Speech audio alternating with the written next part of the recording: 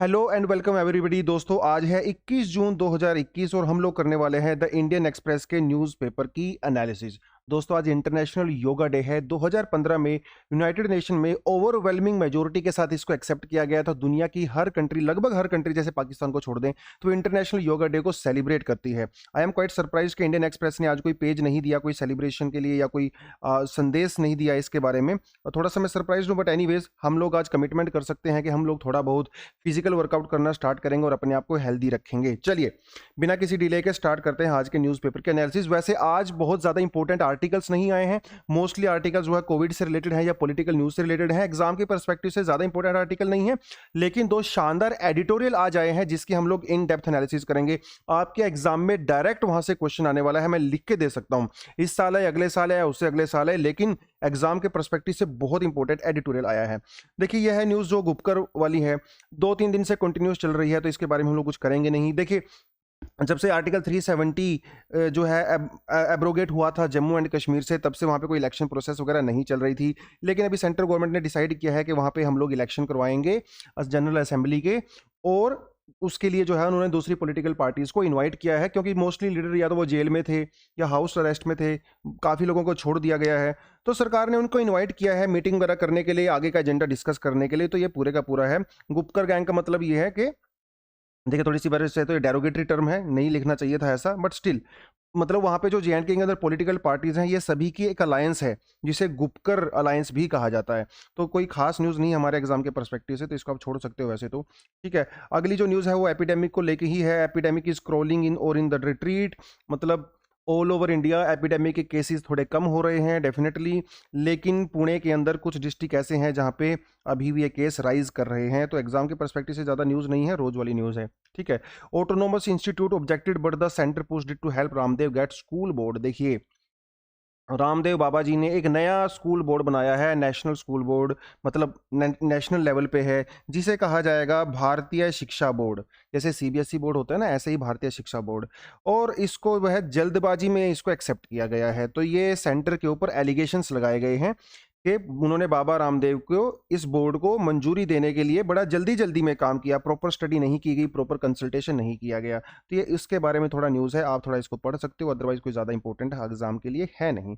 वैसे आज कर या आज सच्ची में दिल टूट गया जब देखा कि कोई आर्टिकल हमारे एग्जाम के परस्पेक्टिव से दिया ही नहीं हुआ है, पर एडिटोरियल बहुत शानदार दिए हुए हैं। गवर्नमेंट पॉलिटिक्स में भी ये सारी की सारी जो है पॉलिटिकल न्यूज़ है, आप इनको छोड़ सकते हो, कोई मतलब नहीं है इसका। ठीक है, एक न्यूज़ यहाँ पे है, ये अच्छी न्यूज़ है, इसको आप देख सकते हो। देखिए सुप्रीम कोर्ट के अंदर एक प्ली डाली गई थी जिसमें बोला गया था कि जो लोग मर रहे हैं कोविड की वजह से उनको 4 लाख रुपए का कंपनसेशन दिया जाए।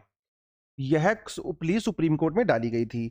इसके एवज में, मतलब इसके रिप्लाई में अभी सेंट्रल गवर्नमेंट ने क्या बोला है कि देखिए हम लोग नहीं दे सकते एक्स ग्राशिया 4 लाख का पैकेज, हम लोग नहीं, मतलब हेल्प नहीं दे सकते हैं। अगर कोई मर जा रहा है, जैसे अगर मान लो कहीं अर्थक्वेक आ जाता है ना, तो वहां पे जो लोग मरते हैं उनको डेफिनेटली सरकार हेल्प करती है।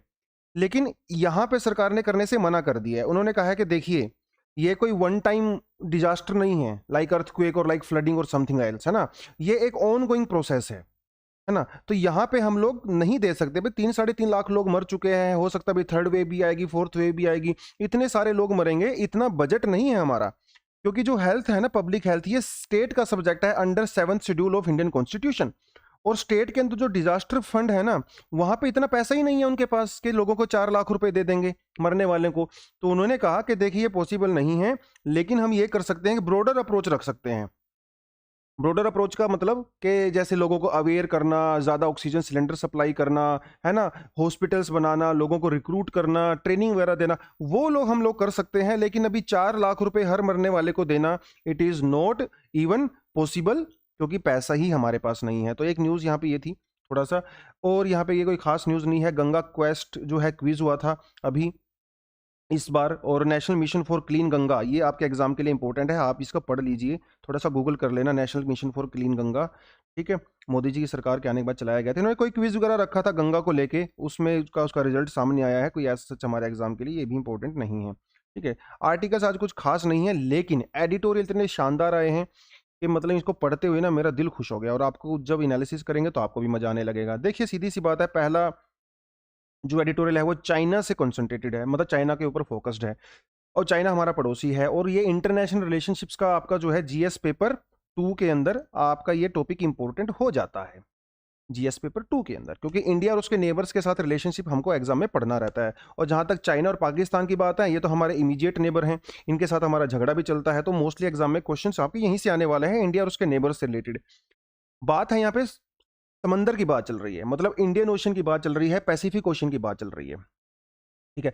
पैसिफिक ओशन के अंदर और इंडियन ओशन के अंदर चाइना अपनी ग्रिप बनाना चाहता है। चाइना चाहता है कि मेरा यहाँ पे दबदबा हो, क्योंकि अभी तक जो सबसे पावरफुल नेवी है वो यूएसए की मानी जाती है। हालांकि है भी, बहुत मॉडर्न है, बहुत पावरफुल है। तो अभी आपको पता है, देखिए चाइना इंडिया के साथ कम्पीट नहीं करता है ना, वो बहुत आगे निकल चुका है, अब वो अमेरिका के साथ कम्पीट करता है। तो चाइना सोचता है कि आने वाले 20 30 50 साल में मुझे अमेरिका के साथ कम्पीट करना है, तो मुझे अपनी नेवी को स्ट्रॉन्ग करना पड़ेगा। हालांकि इंडिया भी इस बात को रियलाइज करता है कि इंडियन ओशन के अंदर उसके जो एसेट्स हैं, उसकी जो टेरिटरी है, उनको प्रोटेक्ट करने के लिए उसको भी अपनी नेवी को स्ट्रॉन्ग करना पड़ेगा। लेकिन दोनों चीजों में फर्क है।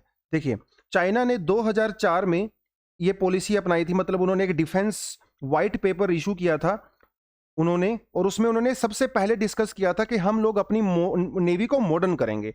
चलते चलते 2012 आ गया। 2012 में वहां के जो प्रीमियर थे उस टाइम पे, जिनताओ, उन्होंने बोला कि हम लोग चाइना को एक मैरीटाइम ग्रेट पावर बनाएंगे, जस्ट लाइक अमेरिका, या फिर जैसे 18th सेंचुरी और 19th सेंचुरी में ब्रिटेन हुआ करता था। ब्रिटेन ने दुनिया भर में राज करने का सिर्फ एक ही कारण है कि उसकी नेवी बहुत ज्यादा स्ट्रॉन्ग थी। और आज अमेरिका दुनिया की अगर सुपर पावर है, इसका भी एक रीजन ये है, उसकी नेवी बहुत ज्यादा स्ट्रॉन्ग है। तो अगर आपको सुपर पावर बनना है तो आपको नेवी को स्ट्रॉन्ग करना ही करना पड़ेगा। देखिए, 2012 में चाइना ने अपनी नेवी को वर्ल्ड सुपर पावर बनाने की कोशिश की, और भैया 2021 में आज के समय में चाइना की नेवी हर मामले में, मोस्टली हर मामले में अमेरिका से आगे है। सिर्फ और सिर्फ 9 साल में उन्होंने इतना प्रोग्रेस किया, उन्होंने इतना प्रोग्रेस किया। अभी हम इसको चाइना से कंपेयर करेंगे, मतलब इंडिया के साथ कंपेयर करेंगे। चाइना और इंडिया, देखिए इकोनॉमिक पर्सपेक्टिव से अगर आप देखो तो चाइना इंडिया से बहुत ज्यादा आगे है ना। अगर आप दूसरे मामले में भी देखो, चाइना इंडिया से बहुत ज्यादा आगे है। तो एसिमेट्री है दोनों के बीच में। हालांकि 1980s 1990s तक चाइना और इंडिया जो है एक बराबर हुआ करते थे हर मामले में। कुछ मामलों में इंडिया इवन चाइना से आगे था, लेकिन चाइना ने अपनी इकोनॉमी को 1979 में ओपन कर दिया। इंडिया ने अपनी इकोनॉमी को 1992 में ओपन किया, है ना, जब एलपीजी रिफॉर्म्स हुए थे। तो उन्होंने हमसे ना 12-13 साल पहले अपनी इकोनॉमी को ओपन किया था। उसके बावजूद उन्होंने इंप्लीमेंटेशन अच्छे तरीके से किया, तो इसलिए चाइना हमसे बहुत आगे निकल गया। और अभी पेंडेमिक वाली सिचुएशन में चाइना ने अपनी कंट्री में पेंडेमिक को बहुत शानदार तरीके से हैंडल किया है, बहुत बढ़िया परफॉर्म किया है। तो चाइना हर मामले में अच्छा परफॉर्म कर रहा है। पेंडेमिक में भी अच्छा परफॉर्म कर रहा है ना, डिफेंस में भी अच्छा परफॉर्म कर रहा है, स्पेस में भी अच्छा परफॉर्म कर रहा है। इसीलिए चाइना ने अपनी पावर को दिखाने के लिए, जो लद्दाख में इशू हुआ था, गलवान इशू, आपको पता ही है, गलवान के लिए हम लोगों ने एक सेपरेट वीडियो भी बनाया है, एक एडिटोरियल आया था बहुत बढ़िया, ठीक है। देखा, आप यहाँ पे थोड़ा सा दिखा सकता हूँ, मैंने थोड़ा मैप तो डाला था यहाँ पे, यस ये रहा, ठीक है। तो ये जो गलवान वाला इशू है, कल भी मैंने थोड़ा सा डिस्कस किया था। चाइना ने अपनी जो उसकी आर्मी है उसको यहाँ से हटाया ही नहीं, थोड़ा बहुत उठाया 10-20%, लेकिन स्टिल अभी भी बहुत सारे सोल्जर जो हैं चाइना के यहाँ पे प्रेजेंट हैं। इंडिया वाले भी हैं, लेकिन चाइना काफी मतलब हटा नहीं रहा है। और ऐसा हटाना तो छोड़ो, वहां पे इंफ्रास्ट्रक्चर डेवलप कर रहा है। ये क्या दिखाता है? ये यही दिखाता है कि चाइना अपने आप को एज अ सुपर पावर दिखाना चाहता है। वो इंडिया को आंख दिखाता है बार बार कि देखो मैं तुमसे ज्यादा स्ट्रांग हूं, और वो दुनिया भर को मैसेज भेजना चाहता है कि अगर मेरे से पंगा लोगे तो तुम्हें दिक्कत हो जाएगी। वो सारी की सारी प्रॉब्लम है। मैरीटाइम सिल्क रूट के थ्रू चाइना अपने आप को इंडो पैसिफिक रीजन में अपने आप को पावरफुल दिखाना चाहता है। देखिए, ये मैं यहाँ पे दिखा सकता हूँ आपको, ठीक है। ये जो आप देख रहे हो लाइन, ये है, और यहाँ पे आप देख रहे हो ये वाली लाइन भी है यहाँ पे, ये है आपका मैरीटाइम सिल्क रूट। तो मैरीटाइम सिल्क रूट को चाइना कंट्रोल करना चाहता है for their trade purpose, for their defence purpose. और यहाँ पे ये जो डॉटेड लाइन आपको दिखाई दे रही है, ये डॉटेड वाली लाइन, इसे कहा जाता है स्ट्रिंग ऑफ पर्ल्स। मतलब यहाँ पे ये जो डॉटेड, ये रेड डॉट्स आपको दिखाई दे रही हैं, यहाँ पे चाइना के आर्मी और नेवल बेस हैं, जिसके थ्रू उसने इंडिया को चारों तरफ से घेर लिया है ना। जो श्रीलंका के अंदर भी है, बांग्लादेश के अंदर भी है, म्यांमार के अंदर भी है, जिसे कहा जाता है string of pearls. String of pearls के थ्रू चाइना इंडिया को घेरना चाहता है, ताकि फ्यूचर में अगर लड़ाई हो इंडिया के साथ तो इंडिया के ऊपर चारों तरफ से अटैक कर सके। भैया ऊपर हिमालय में तो वो बैठा ही है, नीचे भी बैठ गया है। तो इसे कहा जाता है स्ट्रिंग ऑफ पर्ल्स पॉलिसी, जिसके लिए एक वीडियो हम लोगों ने ऑलरेडी अपने चैनल पे डाला हुआ है, स्ट्रिंग ऑफ पर्ल्स। उसको आप देखना, उसमें आपको पता चलेगा कि कौन कौन सी ऐसी लोकेशन है जहां पे चाइना इंडिया के ऊपर अटैक कर सकता है फ्यूचर में। ठीक है, तो इंडो पैसिफिक में चाइना अपना दबदबा बनाना चाहता है, बेसिक बात यहाँ पे ये है। चलिए जी, शुरुआत थोड़ा देखते हैं क्या हुआ। देखिए, बातचीत करने से कुछ होगा नहीं ना, बात तो प्रैक्टिकल चीज की आती है। एयरक्राफ्ट करियर एक बहुत ही एक एयरक्राफ्ट करियर का मतलब ये होता है कि एक ऐसा बहुत बड़ा जहाज होता है जिसके ऊपर आपके जो है फाइटर जेट प्लेन होते हैं। तो अगर वो समंदर में जा रहा है आपका जो एयरक्राफ्ट कैरियर, तो उससे आप कहीं पे भी अटैक कर सकते हो। जैसे अमेरिका के पास कई सारे जो है एयरक्राफ्ट कैरियर हैं, वो पैसिफिक ओशन में घूमते हैं, इंडियन ओशन में घूमते हैं, अटलांटिक ओशन में घूमते हैं। तो अमेरिका ने किसी से पंगा लिया तो वो जरूरी नहीं है कि अमेरिका के जो शिप, वो जहाज हैं, फाइटर जेट्स हैं, मिसाइल वगैरह उसको जो चलाना है वो अमेरिका से चलाएगा। अरे वो कहीं से भी चला सकता है, क्योंकि उसके जहाज वगैरह, मिसाइल वगैरह हर जगह पे तैनात हैं। उसे कहा जाता है एयरक्राफ्ट करियर, जिसके अंदर जो है 20, 30, 50, 100 छोटे छोटे एयरक्राफ्ट उसके शिप के ऊपर हो सकते हैं। तो जिसके पास एयरक्राफ्ट कैरियर होगा उसकी नेवल पावर बहुत ज्यादा स्ट्रोंग हो जाएगी।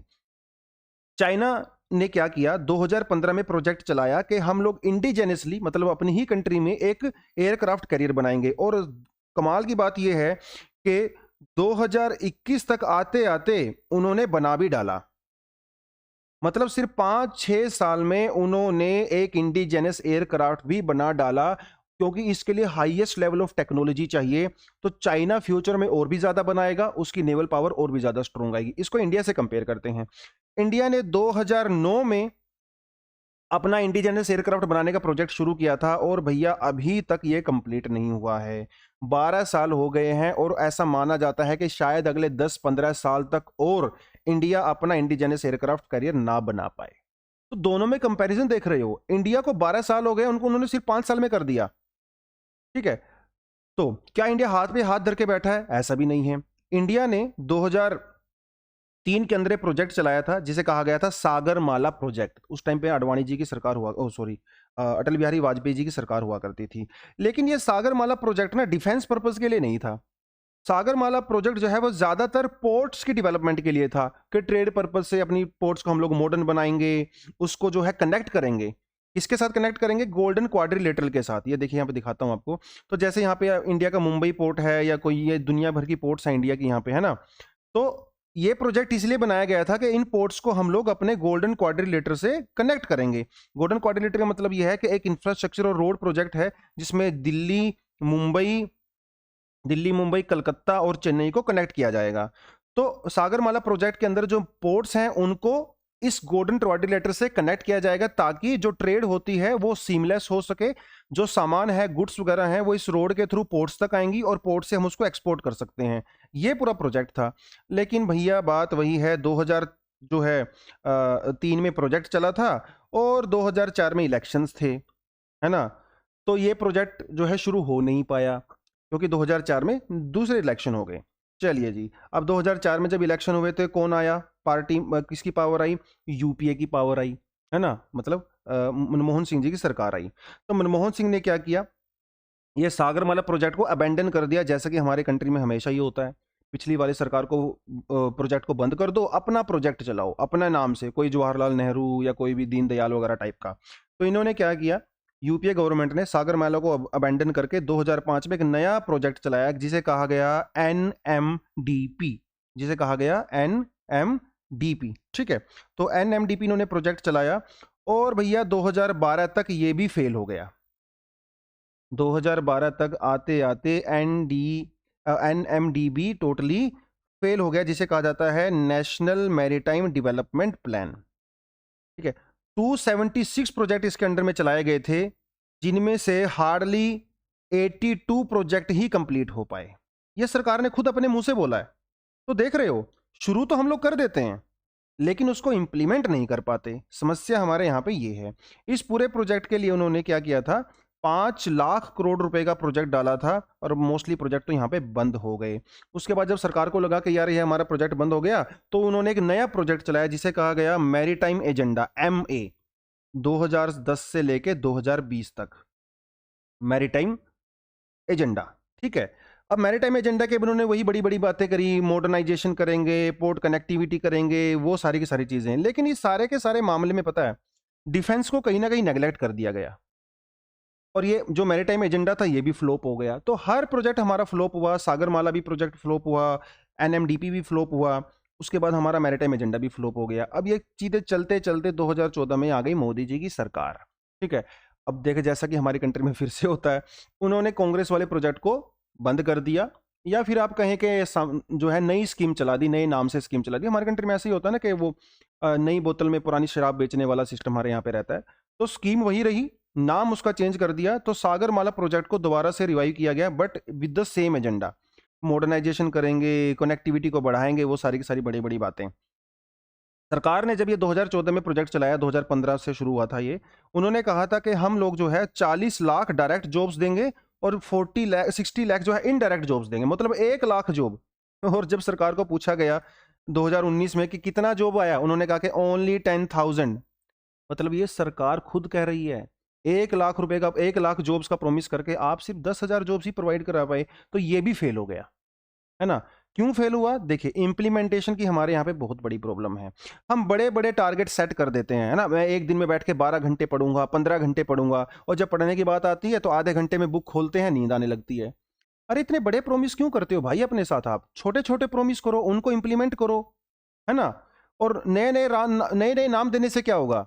Sagarmala project, Atal project, Deendayal project, Jawaharlal Nehru project. अरे प्रोजेक्ट का नाम चेंज करने से सक्सेस थोड़ी होगा, इंप्लीमेंटेशन करने से होगा ना। ये यहाँ पे सबसे बड़ी प्रॉब्लम है। और एक प्रॉब्लम यार यहाँ पे एक और भी है, वो है पैसा, है ना। देखिए, इंडिया में ज़्यादा पैसा है नहीं, गरीब कंट्री है, सुनने में अच्छा नहीं लगता, लेकिन पर कैपिटा इनकम में बांग्लादेश हमसे आगे है, ठीक है। तो पैसा भी हमारे पास कम है इन सब प्रोजेक्ट के लिए, तो और ऊपर से भैया पॉलिटिकल क्लास का इंप्लीमेंटेशन, ब्यूरोक्रेसी, वो सारी की सारी चीज़ें भी हैं, ठीक है। कंसर्न क्या है हमारा? कंसर्न हमारा यहाँ पे है, इंडिया के जो भी नेबर्स हैं, जैसे अगर आप श्रीलंका को देख लो, है ना, आप थाईलैंड को देख लो, म्यांमार को देख लो, ये भी इंडिया से अच्छा परफॉर्म कर रहे हैं when it comes to modernisation of their naval forces. और चाइना की तो बात छोड़ ही दो, चाइना तो अभी अमेरिका से compete कर रहा है ना। और हमारे जो पोर्ट्स हैं वो भी ओवरलोड हो गए हैं, है ना। गिने चुने 13-14 पोर्ट हमारे पास हैं जहां से ज्यादातर मेजर जो है हमारा ट्रेड होता है। इतना ज्यादा ओवरलोड हो गया है उनके ऊपर कि उनकी प्रोडक्टिविटी नहीं आ रही है, परफॉर्मेंस ही नहीं आ रही है। तो सागरमाला प्रोजेक्ट हो चाहे मैरीटाइम एजेंडा प्रोजेक्ट हो, ये सारे के सारे फ्लॉप हो गए हैं। इसका सोल्यूशन एक ही है कि आप नए तरीके से एक ब्रॉडर पर्सपेक्टिव लेके चलिए। आप सिर्फ ट्रेड तक लिमिटेड मत रहिए, आप डिफेंस को भी लेके चलिए। चाइना को भी ध्यान में रखो भैया, चाइना को इग्नोर मत करो। पता चले कि 10 साल बाद लड़ाई हुई और चाइना चारों तरफ से आपके ऊपर जो है मिसाइल दाग रहा है और आपको जगह ही नहीं मिल रही है भागने की, है ना। इसीलिए अपने आप को तैयार रखना चाहिए फॉर द फ्यूचर। तो सिर्फ और सिर्फ पोर्ट कनेक्टिविटी से कुछ नहीं होगा। Defence is also an area that should not be neglected at all, ठीक है। अच्छा एडिटोरियल था, एग्जाम के परस्पेक्टिव से एक अच्छा क्वेश्चन यहां से बन सकता है, ठीक है। इसलिए आपको उसके बारे में पता होना चाहिए। आप इस वीडियो को सेव कर लेना, फ्यूचर में भी अगर सुनोगे तो और अच्छे से क्लियर हो जाएगा।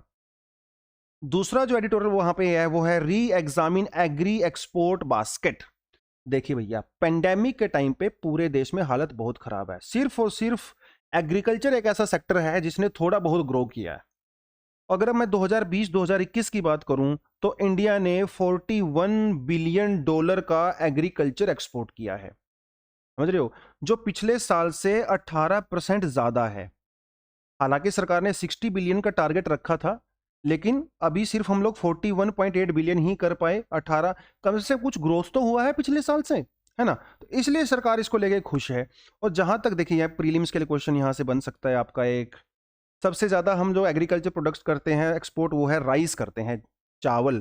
दूसरे में करते हैं मरीन मतलब फिशेज वगैरह।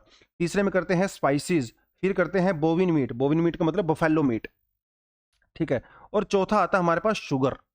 लेकिन जो सबसे बड़ी प्रॉब्लम है वो है राइस और शुगर, क्योंकि राइस और शुगर जो है वाटर इंटेंसिव क्रॉप्स हैं, बहुत ज्यादा पानी कंज्यूम करती हैं। एक चीज आपको बताता चलूं कि 1 kg राइस प्रोड्यूस करने में 4000 लीटर पानी लगता है। और अगर आप बासमती राइस की बात करो तो उसमें जो है 6000 लीटर से भी ज्यादा लगता है।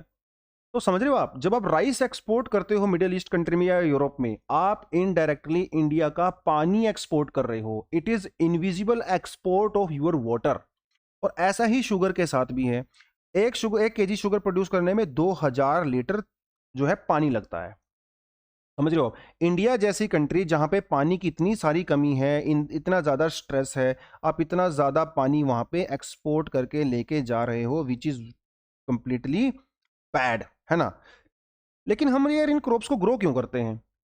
अब क्वेश्चन को ये पूछ सकता है कि सर जब इतनी प्रॉब्लम है तो ग्रो क्यों करते हैं? इसलिए ग्रो करते हैं क्योंकि किसानों को हम लोग सब्सिडी प्रोवाइड कराते हैं।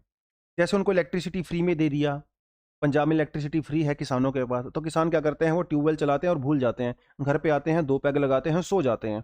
वो चल दिन रात पानी चलता रहता है क्योंकि फ्री है ना? तो इलेक्ट्रिसिटी हम लोग फ्री में देते हैं।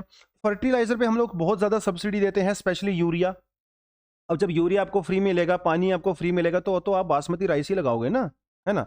तो वो सारी प्रॉब्लम है यहाँ पे। ऊपर से हम लोग एक्सपोर्ट सब्सिडी भी देते हैं। एक्सपोर्ट सब्सिडी मतलब जैसे इंडिया से हम लोग राइस एक्सपोर्ट कर रहे हैं, तो सरकार उसके ऊपर सब्सिडी देती है ताकि हमारा राइस सस्ता हो जाए और ज़्यादा से ज़्यादा एक्सपोर्ट हो। अब इसको लेके जो दूसरी कंट्रीज हैं, जैसे ऑस्ट्रेलिया है, थाईलैंड है, ब्राज़ील है, ये है ना, ये कंट्री ऑब्जेक्शन करती हैं और WTO में इंडिया के अगेंस्ट में उन्होंने कंप्लेंट की है। लेट्स सी फ्यूचर में क्या होगा, लेकिन अभी कंप्लेंट वहाँ पे गई हुई है इंडिया की। और भी बहुत सारे इशू हैं। राइस है ना, राइस जो पैडी फील्ड होता है उसके अंदर बहुत सारा पानी जो है वो स्टैंडिंग पोजीशन में होता है ना, पानी खड़ा रहता है, जिसकी वजह से वहां पे जो मीथेन गैस है वो बहुत ज्यादा रिलीज होती है एटमॉस्फेयर के अंदर में, जिसे कहा जाता है ग्लोबल वार्मिंग के लिए रिस्पॉन्सिबल होता है। तो जितना भी एग्रीकल्चर से ग्रीन हाउस गैसेस प्रोड्यूस होती हैं, स्पेशली मीथेन, उसका 18% 18% राइस फील्ड से होता है। ठीक है, जो धान के खेत होता है उनसे होता है मीथेन, और मीथेन ग्लोबल वार्मिंग के लिए रिस्पॉन्सिबल है। तो सिर्फ एग्रीकल्चर से हम लोग पानी की समस्या ही क्रिएट नहीं कर रहे हैं, हम लोग ग्लोबल वार्मिंग की समस्या भी क्रिएट कर रहे हैं, है ना? It's a big problem. लेकिन इसका सोल्यूशन क्या है?